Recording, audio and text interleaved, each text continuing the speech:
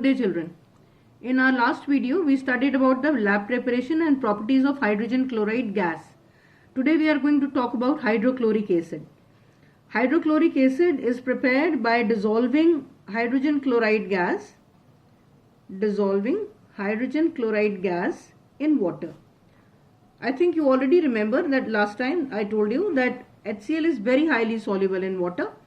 About 452 volumes of HCl get dissolved in 1 volume of water.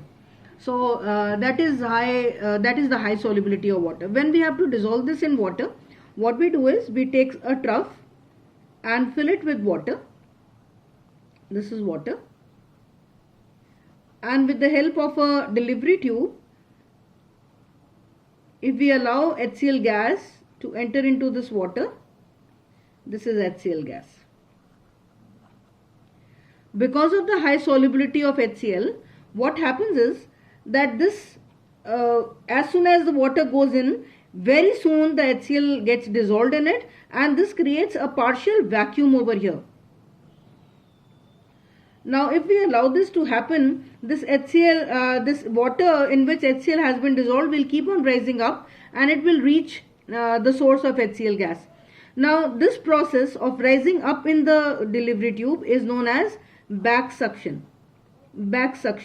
If we allow this to happen, the apparatus is likely to get spoiled, okay, and it is also likely to reach the source of HCl gas, which may cause an explosion. So in order to avoid that, what we do is in the same trough of water, in front of the delivery tube, we fit in a funnel. A funnel is attached in such a way that the rim of the funnel, this is the rim of the funnel, it just touches the level of water. I am talking about an arrangement which is known as funnel arrangement. Both these terms are important, funnel arrangement as well as back suction. So they can ask you what is back suction. So what will you say? The upward rise of water into the delivery tube when HCl gas is allowed to get into water is known as back suction. What are the disadvantages of back suction? It is likely to spoil the apparatus.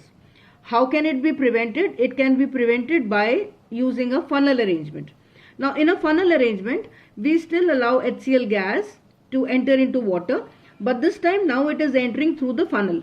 Now because when we are using a funnel, you have increased the surface area. Now again, do you think the back suction will not take place? It will take place. The water will still rise up. But now because the surface is more, quite a lot of water will rise up into the funnel. And as soon as it will go up, now because this level of water was just touching the rim, when this water will rise up in the funnel, the level of water in the trough will get a little low. And with the result, a small air gap will be created. Now whenever we have water rising up or wherever, there is always a continuous column. It can't be that you have water over here and you have water at the bottom and in between there is an air column. So because of the creation of this air column, whatever water has risen up, it will fall down.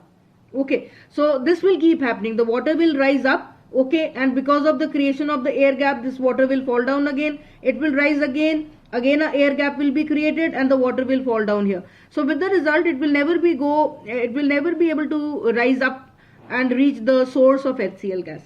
Alright, so this is how we prevent the back suction. Or now what max can happen when you are doing this? After a while, after a number of uses, maybe this funnel gets spoiled. It gets corroded, because after all, when HCl gets mixed into this water, what it forms is HCl acid. So this HCl acid keeps on rising up. So after a while, this funnel will get spoiled and we will have to discard it. But that's alright. That's not too big a loss.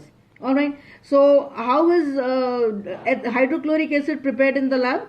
It is prepared by allowing HCl gas to get into water by using a funnel arrangement. Why do we use a funnel arrangement? You will explain that it is done to avoid the back suction. What is back suction? What is funnel arrangement? You've understood. Alright, so this is a special type of arrangement which is used while preparing HCl gas in water. Now what are the physical properties? Physical properties of hydrochloric acid. So it is colorless, It has a slightly pungent odor, slightly, not very, slightly pungent odor. And the most important property is that it dissolves, it boils at 109.8 degree Celsius. Alright, now because it is an acid, so it is likely to be corrosive in nature. HCl acid begins to boil at 109.8 degrees Celsius. Now, when we allow this to happen, the acid which is formed is only about 22% concentrated. If you want to increase the concentration, what we do is we begin to boil it. At a particular temperature at 100 degrees, the water will begin to boil. When we will begin to lose water from a solution of HCl, what will be left behind will be concentrated acid. But by doing that, we can only obtain 22% concentrated acid. And by that time, as soon as the temperature reaches 109.8 degrees, HCl also begins to boil along with water in the same proportion. Same volume.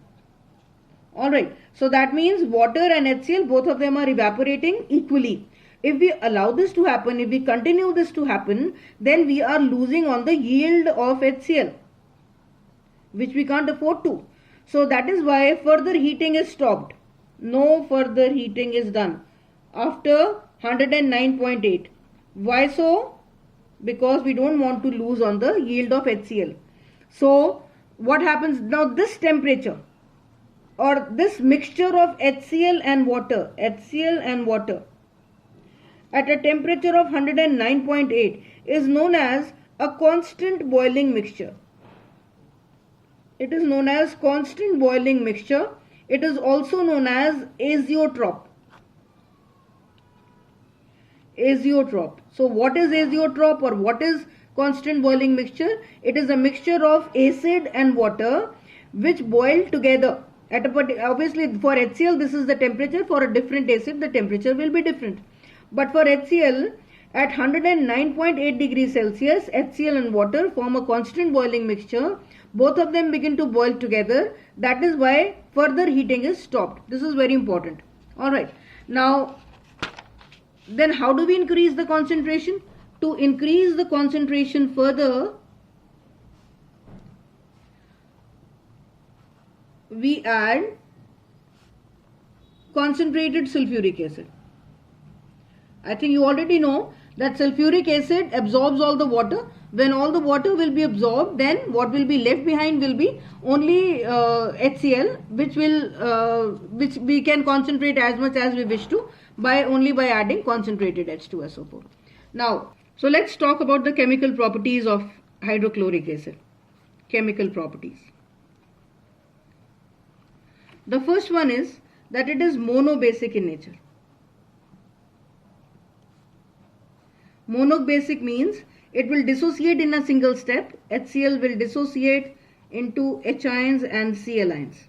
It will dissociate in a single step 1, and 2, it will, after complete dissociation, it will produce only one H ion. So that is what makes it monobasic acid.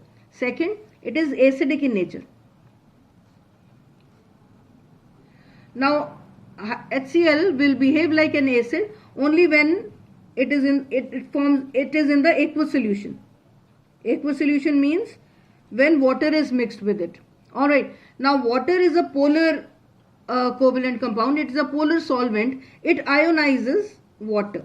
Water is a polar solvent. It ionizes HCl, which is a polar covalent compound, into free ions.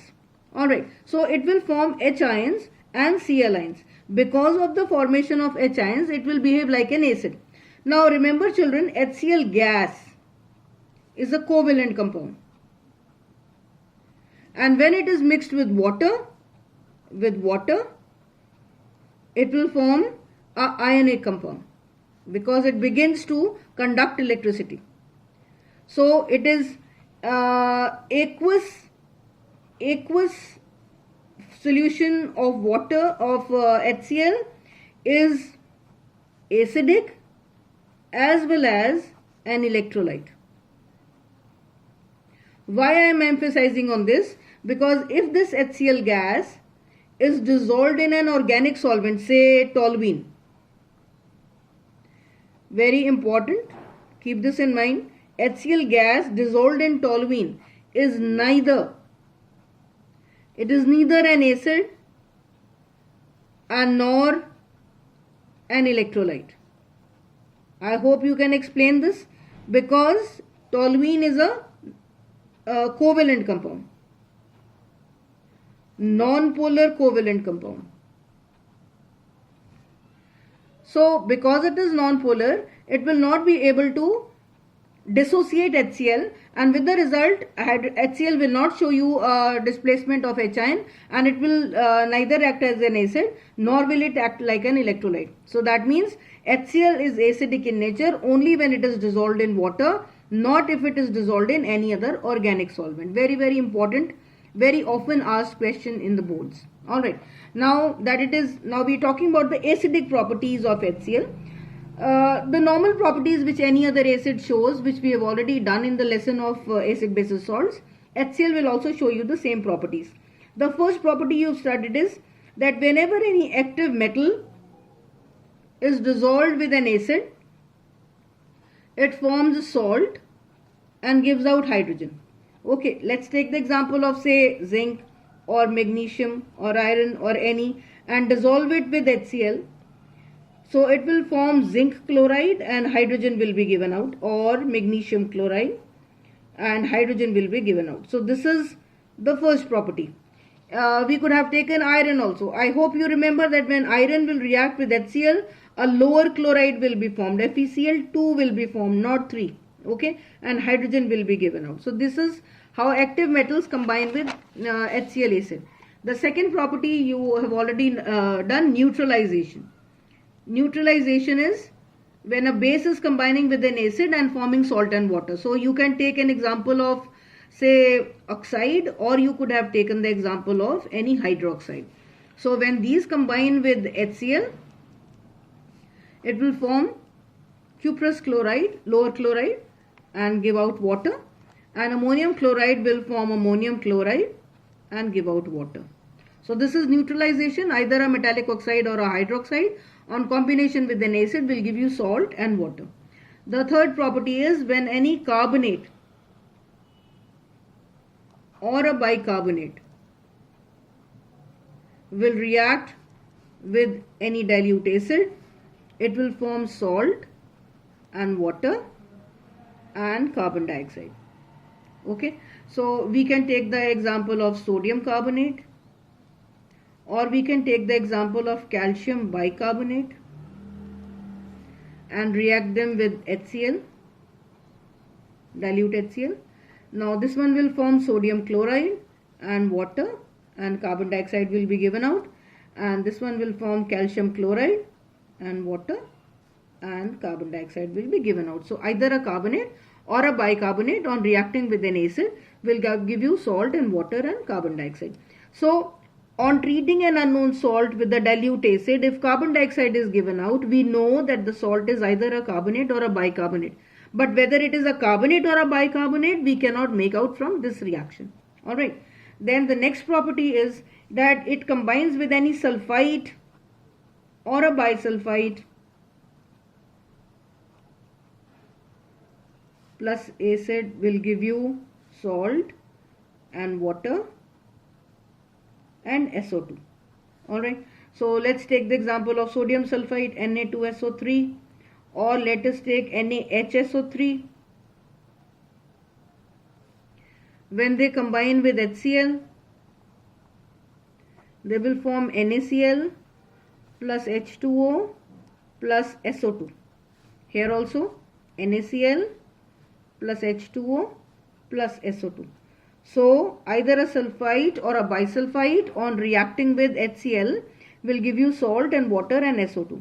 Alright. Now an unknown salt is given to you and you treat it with dilute HCl, and if it gives out SO2 gas, you confirm SO2 gas, definitely the salt is either a sulfite or a bisulfite. Alright. So this is exactly what we are doing in the practicals. When we have to identify the anion, we treat the salt with an acid and identify and confirm the gas. which confirms the anion present in the salt. Anyway, now we are talking about similarly sulfide. Any metallic sulfide will combine with dilute acid and it will give you salt and H2S gas. I hope you remember that H2S is a gas which has a smell of rotten eggs. So you can take the example of FES or ZNS, any, and react it with HCl. This one will give you FeCl2 and H2S. Zinc sulfide will give you ZnCl2 and H2S. These are the, this is a gas which has a smell of rotten eggs. So, if you don't know what the salt is and if you are treating it with the dilute acid, if you get a smell of rotten eggs, then probably almost confirmed that the salt is definitely a sulfide. Which metallic sulfide we don't know, but the sulfide part is confirmed. Alright, so these were the 5 properties which are shown by any other acid. Now let's talk about 2 properties which are shown only by HCl. Alright, first one is 6th property, the reaction with silver nitrate. Silver nitrate. Now this one is a unique property which is not shown by other acids, but it is shown by HCl. So AgNO3 on combination with HCl will form AgCl and HNO3. Double decomposition reaction. This is going to break, this is going to break. Ag is going to combine with Cl and H is going to combine with NO3, and this is going to form AgCl and HNO3. Now AgCl happens to be white precipitate. So the question is important for observation. The equation is important as an equation only, or it can be also used as a test for HCl. How will you test for HCl? Combine dilute HCl with AgNO3. If it results in the formation of white precipitate, it is definitely HCl gas, HCl acid. Alright. Similarly, one more reaction with lead nitrate.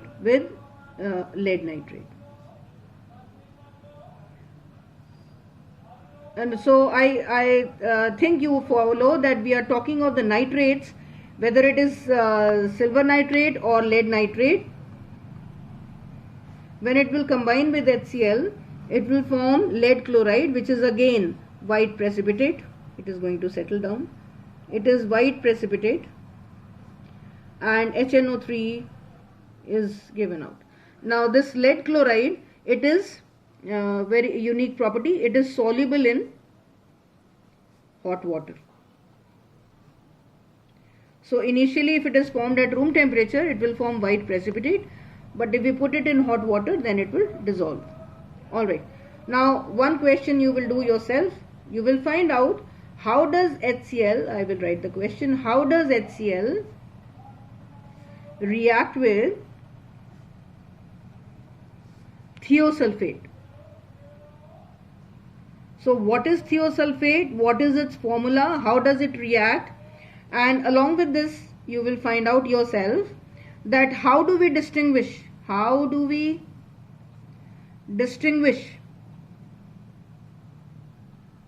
thiosulfates from sulfides using dilute HCl. So these were some of the properties which you had to do regarding HCl. Now I will just tell you the test of HCl. You've already done that. Test for hydrochloric acid. One is, if you bring a glass rod dipped in ammonia, it will form dense white fumes. This we had done in the previous lecture, dense white fumes.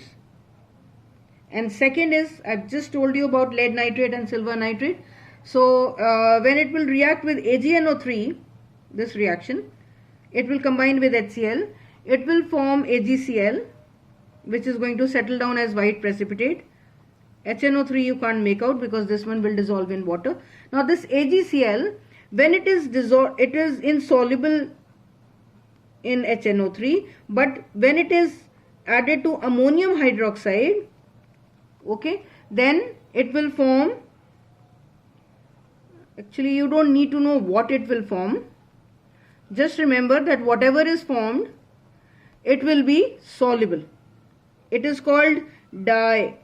For 2 we use the term, okay, let me write down diamine, amine for NH3, diamine silver chloride or argentous chloride.